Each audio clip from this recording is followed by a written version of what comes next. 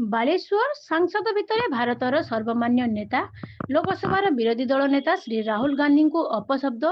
ଓ ଅଶାଳୀନ ଆଚରଣ ପ୍ରତିବାଦରେ ଆଜି ବାଲେଶ୍ୱର ଜିଲ୍ଲା କଂଗ୍ରେସ ପକ୍ଷରୁ ବାଲେଶ୍ୱର ଏସ୍ପିଙ୍କ ନିକଟରେ ଏତଲା ଦାୟର କରାଯାଇଛି। ବାଲେଶ୍ୱର ଜିଲ୍ଲା କଂଗ୍ରେସ ସଭାପତି ସତ୍ୟଶୀବ ଦାସଙ୍କ ନେତୃତ୍ୱରେ ବହୁ କଂଗ୍ରେସ କର୍ମୀ ଓ ନେତାମାନେ ଏସ୍ପିଙ୍କ କାର୍ଯ୍ୟାଳୟରେ ପହଞ୍ଚି ଏସ୍ପିଙ୍କ ଅନୁପସ୍ଥିତିରେ ଅତିରିକ୍ତ ଏସ୍ପିଙ୍କୁ ଏତଲା ପ୍ରଦାନ କରିଥିଲେ। ଲୋକସଭା ଭିତରେ ଖୋଦ୍ ସଂସଦୀୟ ବ୍ୟାପାର ମନ୍ତ୍ରୀ କିରଣ ରିଜିଜୁ ଏବଂ ବିଜେପି ସାଂସଦ ନିଶିକାନ୍ତ ଦୁବେ ରାହୁଲ ଗାନ୍ଧୀଙ୍କୁ ଯେଉଁଭଳି ଶବ୍ଦ ଓ ଆଚରଣ ପ୍ରଦର୍ଶନ କରିଛନ୍ତି ତାହା ଅତ୍ୟନ୍ତ ନିନ୍ଦନୀୟ। ତେଣୁ ତୁରନ୍ତ ସେମାନଙ୍କ ବିରୋଧରେ ମାମଲା ରୁଜୁ କରାଯିବା ସହ ସେମାନଙ୍କୁ ଗିରଫ କରାଯାଉ ବୋଲି କଂଗ୍ରେସ ପକ୍ଷରୁ ଏହି ଏତଲାରେ ଦାବି କରାଯାଇଛି। ଏହାଛଡ଼ା ବହୁ ଚର୍ଚ୍ଚିତ ଆପଷ୍ଟିନ୍ ଫାଇଲରେ ଜଡ଼ିତ କେନ୍ଦ୍ରମନ୍ତ୍ରୀ ପୁରୀ ତୁରନ୍ତ ଇସ୍ତଫା ଦେବା ସହ ପ୍ରଧାନମନ୍ତ୍ରୀ ମୋଦିଙ୍କ ସମ୍ପୃକ୍ତି ନେଇ ସଂକେତ ମିଳୁଥିବାରୁ ସେ ମଧ୍ୟ ନୈତିକ ଦୃଷ୍ଟିରୁ ଇସ୍ତଫା ଦେବା ଉଚିତ ବୋଲି କଂଗ୍ରେସ ପକ୍ଷରୁ ଦାବି କରାଯାଇଛି।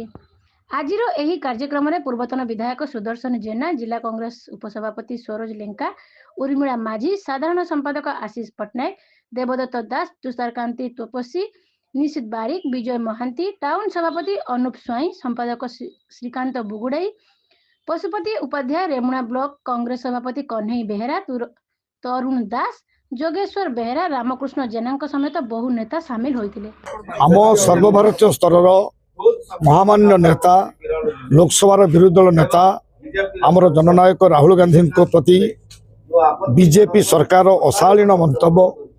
ପାର୍ଲିଆମେଣ୍ଟରେ ଯେତେବେଳେ ଯେଉଁ ସେ ନର୍ବାଣୀ ଇସ୍ୟୁ ହଉ ବା ଏସ୍ଟିମ୍ ଫାଇଲ୍ ହଉ ଯେତେବେଳେ ସେ ପାର୍ଲିଆମେଣ୍ଟରେ ପ୍ରକାଶ କରିବା ପାଇଁ ଚାହୁଁଥିଲା ବେଳେ ଜୋର ଜବରଦସ୍ତି କରି ସ୍ପିକର ତାକୁ କହିବା ପାଇଁ ନଦେବା ଏବଂ ନିଶିକାନ୍ତ ଦୁବେ ପାର୍ଲିଆମେଣ୍ଟ ଆଫେୟାର୍ସ ମନ୍ତ୍ରୀ କିରଣ ରିଜିଜୁ ସେ ଯେଭଳି ଭାବରେ ଆପତ୍ତିଜନକ ମନ୍ତବ୍ୟ ରାହୁଲ ଗାନ୍ଧୀ ପ୍ରତି ଦେଲେ ଇଏ ଏକ ଗଣତନ୍ତ୍ର ପ୍ରତି ବିପଦ। ଏବଂ ଆଉ ଜଣେ ମନ୍ତ୍ରୀ ଯେଉଁ ହରଦୀପ ଚାହାନା କୁହାଯାଉଛି ମନ୍ତ୍ରୀ ସିଏ ଏସ୍ଟିମ୍ ଫାଇଲ୍ରେ ନିଜେ ସମ୍ପୃକ୍ତ ଥାଇ ମଧ୍ୟ ତାଙ୍କ ସମ୍ପର୍କରେ ମୁହଁ ନ ଖୋଲିବା ଏବଂ ଯାହା ଜଣାପଡ଼ୁଛି ଏସ୍ଟିମ୍ ଫାଇଲ୍ କେବଳ ଭାରତବର୍ଷ ନୁହେଁ ସମଗ୍ର ପୃଥିବୀର ଏକ ଚର୍ଚ୍ଚାର କେନ୍ଦ୍ରବିନ୍ଦୁ ହୋଇଥିଲା ବେଳେ ରାହୁଲ ଗାନ୍ଧୀ ଲୋକଲୋଚନକୁ ଆଣିବା ପାଇଁ ଚେଷ୍ଟା କରୁଥିବା ବେଳେ ତାଙ୍କୁ ଲୋକଲୋଚନକୁ ନ ଆଣିବା ପାଇଁ ଯେଉଁ ଧମକ ଏବଂ ତାଙ୍କୁ ଗୁଳି କରି ହତ୍ୟା କରିବା ପାଇଁ ବିଜେପି ଏମ୍ପି ମାନଙ୍କର ଯେଉଁ ବାରମ୍ବାର ଧମକ ତା ବିରୁଦ୍ଧରେ ବାଲେଶ୍ୱର ଜିଲ୍ଲା କଂଗ୍ରେସ କମିଟି ତରଫରୁ ଆଜି ବାଲେଶ୍ୱର ଜିଲ୍ଲା ଏସ୍ପିଙ୍କ ଅଫିସରେ ଇତଲା ଦାୟର ଆମେ କଲୁ। आज डिमांड अच्छी जे लोकसभा समग्र भारतवर्षर सर्वमान्य नेता लोकसभार विरोधी दल नेता श्रीयुक्त राहुल गांधी प्रति संसदीय व्यापार मंत्री किरण रिजिजू एवं बीजेपी सांसद निशिकांत दुबे जो आपत्तिजनक अशालीन शब्द प्रयोग करिसंती सेमानंक विरुद्ध रे तुरंत मामला रुजु होई गिरफ्त करा जाऊ एवं एप्स्टीन फाइल्स रे केंद्र मंत्री हरदीप सिंह पुरी कर संपृक्ति नहीं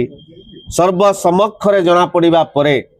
से निज आड़ू इस्तीफा देवा उचित नहले प्रधानमंत्री तांकु गादिच्युत करवा उचित यह कांग्रेस दलर दाबी रही एवं प्रधानमंत्री संपृक्ति नहीं एप्स्टीन फाइल्स रे गोटे संकेत मिलुची प्रधानमंत्री ए बाबद एप्स्टीन फाइल्स मामलार स्पष्ट चित्र आसवा पर्यंत निज पदवी इस्तीफा देवा उचित बोली दाबी करुच्ची जिला बालेश्वर जिला कांग्रेस कमिटी एवं यही दाबी करी आज बालेश्वर एसपी निकट में आम एक एफआईआर दर्ज कलु। एफआईआर रे दोषी विरुद्ध उपयुक्त कार्यानुष्ठान आमर दाबी।